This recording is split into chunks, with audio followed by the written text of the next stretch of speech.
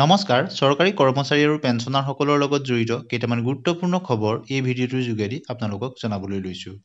প্ৰথম খবৰটো আপোনালোকে স্ক্ৰীণত নিশ্চয় দেখিছে। গাঁও প্ৰধানসকলৰ বাবে পাৰিশ্ৰমিক।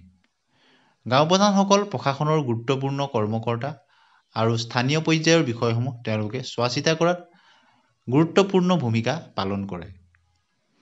গতিকে আপোনালোকে নিশ্চয় জানে, আগতে গাঁওবুঢ়া বুলি কোৱা হৈছিল, বৰ্তমান তেওঁলোকক অসম চৰকাৰে গাঁও প্ৰধান বুলি কয়।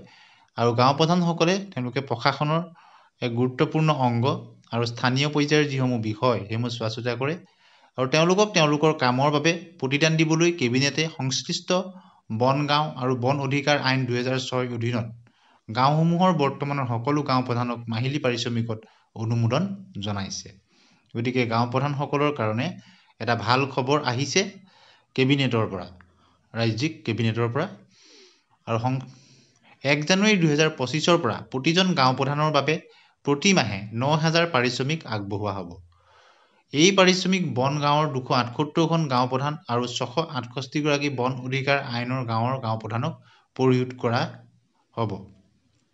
গতিকে নতুন বছৰত গাঁও প্ৰধানসকলৰ কাৰণে এটা ভাল খবৰ আহিছে।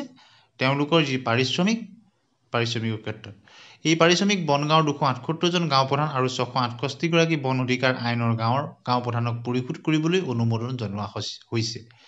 কেবিনেটে সিদ্ধান্ত অনুসৰি দ্বিতীয়টো খবৰ হৈছে অৰুণোদয় আঁচনিয়ে সমাজৰ আৰ্থিকভাৱে অনগ্ৰসৰ লোকৰ বাবে অন্ত্যোদয়ৰ দৃষ্টিভংগী কৰে। গতিকে অৰুণোদয় আঁচনিৰ কথা আপোনালোকে নিশ্চয় জানে। অৰুণোদয় বৰ্তমান অসম চৰকাৰৰ এক জনপ্ৰিয় আঁচনি। গতিকে চৰকাৰৰ দৃষ্টিগোচৰ হৈছে যে অবৈধভাৱে কিছু চৰকাৰী কৰ্মচাৰী তেওঁলোকে অৰুণোদয় লৈছে, এইটো তেওঁলোকৰ ওপৰত শাস্তিমূলক ব্যৱস্থা গ্ৰহণ কৰিব। তৃতীয়টো খবৰ হৈছে কেন্দ্ৰীয় শিক্ষা মন্ত্ৰালয়ৰ ডাঙৰ সিদ্ধান্ত।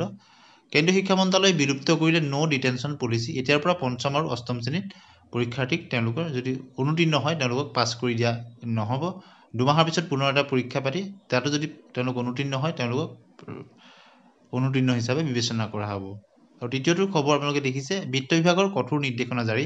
আশা অংগনবাড়ী কৰ্মীসহ চৰকাৰী কৰ্মচাৰী পেঞ্চনাৰসকলে যদি তেওঁলোকে অৰুণোদয় লৈ আছে তেওঁলোকৰ ওপৰত বিহিত ব্যৱস্থা গ্ৰহণ কৰিব। অৰ্থাৎ আশা অংগনবাড়ী কৰ্মীসকলে তেওঁলোকে ল'ব নোৱাৰিব।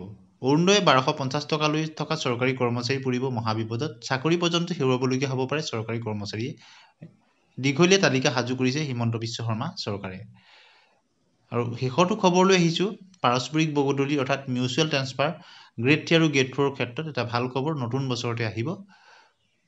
সকলো বিভাগৰ 3য় আৰু 4ৰ্থ বৰ্গৰ চাকৰিয়ালসকলক পাৰস্পৰিক সুবিধা দিবলৈ সাধাৰণ প্ৰশাসন সাজু হৈছে। আৰু এই ক্ষেত্ৰত নতুন বছৰৰ আৰম্ভণিতে 3য় আৰু 4ৰ্থ বৰ্গৰ কৰ্মচাৰীসকলৰ কাৰণে মিউচুৱেল ট্ৰান্সফাৰ পৰ্টেল সন্মানীয় মুখ্যমন্ত্ৰী মহোদয়ে ঘোষণা কৰিব, তেওঁলোকে মুকলি কৰিব।